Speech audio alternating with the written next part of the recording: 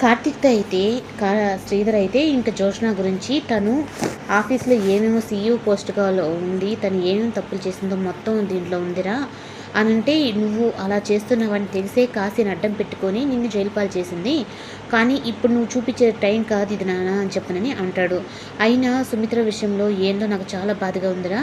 ఇంక నేను ఇవి తీసుకొని ఇంక అందరికి చూపిద్దాం అనుకునే సమయానికి ఇంకా మీ తాతయ్య నిన్ను కొట్టడం చూశాను. అలాగే సుమిత్ర కింద పడిపోవడం. ఇదంతా చూసిన తర్వాత ఇంక నేను బయట వచ్చేసాను. ఆ తర్వాత ఏం జరిగిందో నీకు నాకు తెలుసు కదా అని చెప్పనని.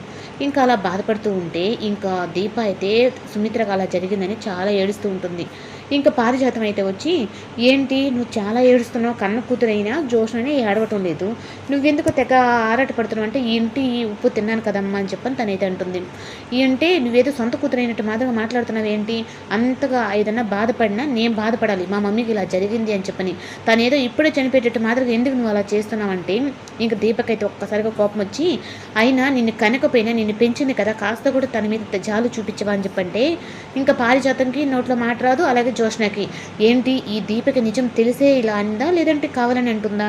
అయినా ఇప్పుడు నేను ఎక్కువ దీపని కానీ లాగాను అంటే నేనే అసలు కూతుర్ని అని చెప్పని నిజం చెప్పినా చెప్తుంది అని చెప్పని ఇంకా జోష్న అయితే సైలెంట్‌గా "నువ్వు రా జో మన మధ్యన వెళ్ళిపోదాం" అని చెప్పని అక్కడి నుంచి అయితే వెళ్తుంది. అంటే ఇప్పుడు నేను కాపాడుకోవాల్సింది నా తల్లిని, నీ గురించి కాదు అని చెప్పని ఇంకా దీప అయితే బాధపడుతుంది. ఇంకా కార్తీక్ కూడా అయితే శ్రీధర్‌ని ఆపి ముందు దీపని ఇద్దరిని కాపాడుకోవాలని చెప్పని అనుకుంటాడు.